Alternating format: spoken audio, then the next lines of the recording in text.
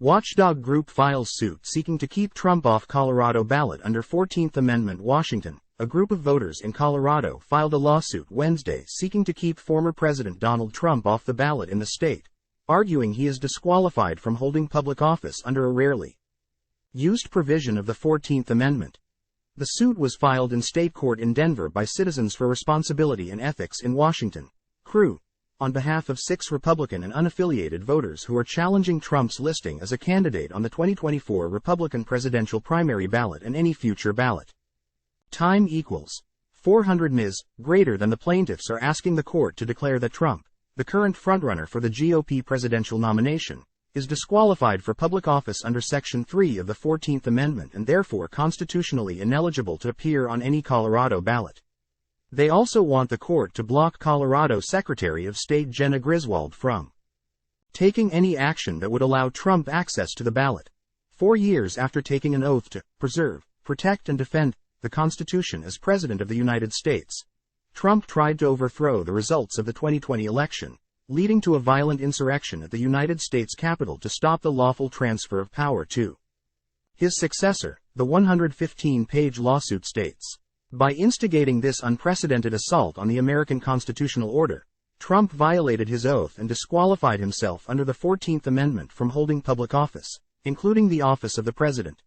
Ratified in 1868 after the Civil War, Section 3 of the 14th Amendment states that no person shall be a senator or representative in Congress, or hold any office, civil or military, if they, after taking an oath to support the Constitution, engaged in insurrection or rebellion against the same, or given aid or comfort to the enemies thereof.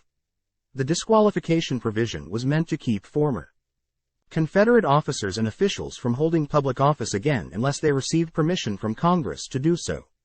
The measure has seldom been invoked over the last 150 years, and never against a former president. But in September 2022, a New Mexico state court judge ordered Couy Griffin, founder of the group Cowboys for Trump, to be stripped of his position as a county commissioner and prohibited from holding any federal or state office under Section 3 because he engaged in the January 6, 2021, assault on the U.S. Capitol. Now, with the 2024 presidential election season in full swing and Trump facing federal and state criminal charges related to the 2020 election, the idea of using Section 3 as a vehicle to keep the former president out of the White House is gaining traction. 2 conservative legal scholars argued in a recent law review article that the measure disqualifies Trump because of his participation in the attempted overthrow of the 2020 presidential election. Former Judge Michael Luttig, who is widely respected among conservatives, has argued the Constitution prohibits Trump from being president. The former president has dismissed the effort to keep him off the ballot in 2024, writing on his website Truth Social on Monday that it is a trick used by his political opponents to help President Biden win a second term. Stephen Chung, a spokesman for the Trump campaign, said in a statement to CBS News on Wednesday that there is no legal basis for this effort.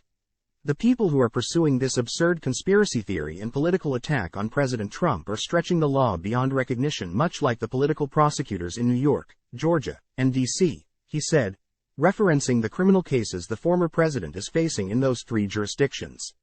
Trump has pleaded not guilty to all criminal counts he is charged with. Griswold, the Colorado Secretary of State, said in a statement that she looks forward to the Colorado court's substantive resolution of the issues, and am hopeful that this case will provide guidance to election officials on Trump's eligibility as a candidate for office. Her office noted that state law is unclear on how to consider the requirements of the United States Constitution in determining whether a candidate is eligible for office, including the language of Section 3 of the 14th Amendment. The case brought in Colorado will test the force of Section 3 and appears to be one of the first that aims to disqualify Trump from holding public office again. It could also land the question of Trump's eligibility to run in 2024 before the U.S. Supreme Court eventually. The dispute hinges on what the 6 Colorado voters say were the former president's efforts to overturn his 2020 election loss and interfere with the transfer of presidential power, which culminated in the violent attack on the U.S. Capitol on January 6. Among the GOP plaintiffs are former U.S. Representative Claudine Semerada, who represented Rhode Island in the House but now lives in Colorado, and Norma Anderson, the former majority leader of the state Senate.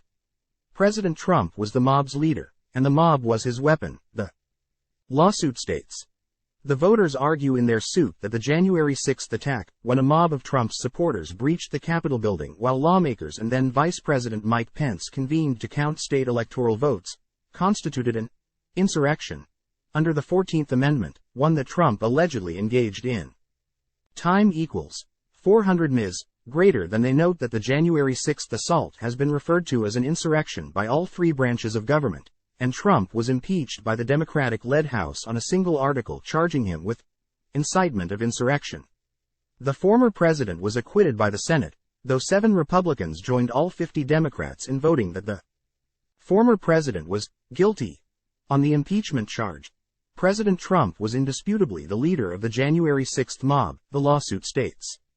Without his false claims of election fraud, coercive tactics, inflammatory rhetoric, mob mobilization, promotion of political violence, instructions to march on the Capitol, and decision to pour fuel on the fire rather than tell the mob to disperse, the attack on the Capitol would not have happened.